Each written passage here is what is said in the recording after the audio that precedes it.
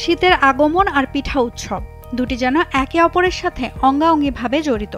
আর তাই তো জামালপুরে অনুষ্ঠিত হয়ে গেল বিশেষ এক পিঠা উৎসব। বাংলার গ্রামীণ ঐতিহ্যকে ধরে রাখতে ও শিশু কিশোরদের পিঠাপুলির সাথে পরিচয় করিয়ে দিতে জামালপুরে এই পিঠা উৎসবের আয়োজন করা হয়, যেখানে ঐতিহ্য আর স্বাদের মেলবন্ধন ঘটেছে। পিঠা উৎসবে স্থানীয়রা নানা ধরনের বাহারি পিঠার প্রদর্শন করেন, পিঠার বিভিন্ন রেসিপিও তুলে ধরেন। নানা ধরনের পিঠা যেমন পুলি, নকশি পিঠা, কুলাচি, জামাই পিঠা, মেরা পিঠা, পাকোয়ান, নূরের ছাল পিঠা, পায়া পিঠা, পাটিসপ্তা, নকশি পিঠা, কাজু বরফি, জালি সহ নানা ধরনের পিঠা দেখতে ভিড় করেন দর্শনার্থীরা। শীতের দুপুরের আয়োজনে পিঠা উৎসবে শুধু অতিথিরাই উপভোগ করেননি, তারা জানতে পেরেছেন বাংলাদেশের ঐতিহ্যবাহী পিঠার অমূল্য স্বাদ। বয়স্কদের মুখে হাসি এবং তরুণদের উত্তেজনা সব মিলিয়ে এক আধ্যাত্মিক পরিবেশ সৃষ্টি হয়েছিল। আর গ্রামীণ পিঠার সাথে পরিচিত হতে পেরে আনন্দিত ক্ষুদে শিক্ষার্থীরাও। পিঠা উৎসবে এসে অনেক ধরনের পিঠা দেখছি। এইগুলা পিঠা অনেক সময় অনেক জায়গায় পাওয়া যায় না, কিন্তু এখানে আমি অনেকগুলো পিঠা দেখেছি।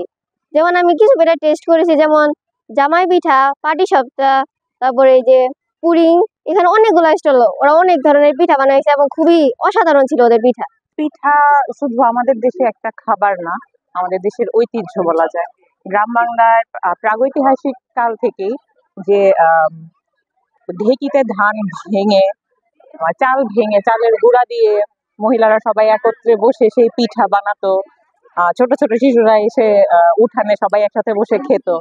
সেই ঐতিহ্যটা কালের বিবর্তনে হারিয়েই যাচ্ছে, কারণ মানুষ এখন নগরায়নের কারণে শহরমুখী হচ্ছে। শহরে আসলে সেই পরিবেশটা পাওয়া যায় না যে আমরা ঢেকিতে ধান ভেঙে সেই পিঠা করে খাবো।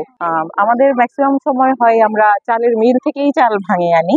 আর দেখা যায় যে আধুনিকায়নের এই যুগে অনেক মানুষই পিঠা বানাতে চায় না বা সময় সাপেক্ষ ব্যাপার, তাই পিঠার প্রতি তেমন একটা আগ্রহ প্রকাশ করে না।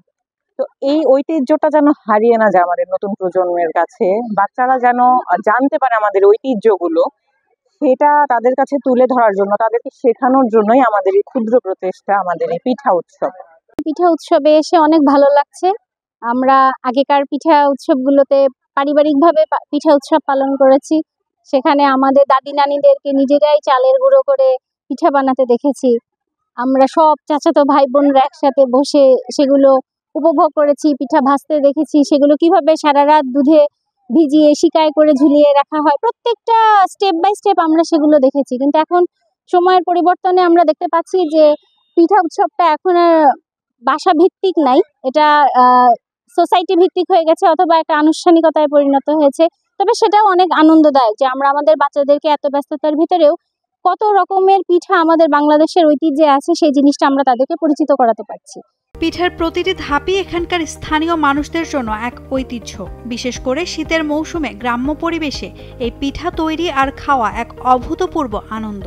এমন উৎসবের মাধ্যমে শিক্ষার্থীরা শিখবে বাংলার ঐতিহ্য, এমনটাই আশা আয়োজকদের। পিঠা উৎসবটি আয়োজন করার দুটি উদ্দেশ্য। একটা হচ্ছে আমাদের গ্রামীণ ঐতিহ্যটাকে তুলে ধরার উদ্দেশ্যটা হচ্ছে আমাদের বাচ্চারা বিভিন্ন পুস্তকের মধ্যে দেখে সেটার পিঠাপুলি বা সামথিং, কিন্তু প্র্যাকটিক্যাল ওরা দেখে না সেই পিঠাটা। যেমন বর্তমানে অনেক কিছু হারিয়ে গেছে, কিন্তু এই পিঠা উৎসবের মাধ্যমে ওরা প্র্যাকটিক্যালি অনেক কিছু সমন্বয় দেখতে পাচ্ছে এবং গার্ডিয়ানদের একটা উৎসাহ দেখতে পাচ্ছে এখানে। দ্বিতীয়টা হচ্ছে এখানে অনেক স্টলের মধ্যে আপনারা দেখেছেন আমাদের স্টুডেন্টরাই কিন্তু বিক্রেতা হিসেবে রিপ্রেজেন্ট করছে, যার কারণে সরাসরি ওরা উদ্যোক্তা হবার একটা প্রয়াস পাচ্ছে এবং এখান থেকেই ওরা অনেক কিছু শিখবে, যেটা ভবিষ্যতে কাজে লাগবে। জামালপুরের এই পিঠা উৎসব শুধু স্থানীয়দের জন্যই নয়, বরং বিভিন্ন জেলা থেকে আসা মানুষদের জন্য একটি বিশেষ অভিজ্ঞতা। এখানকার পিঠার স্বাদ যে একেবারে আলাদা তা সবাই মেনে নিয়েছে।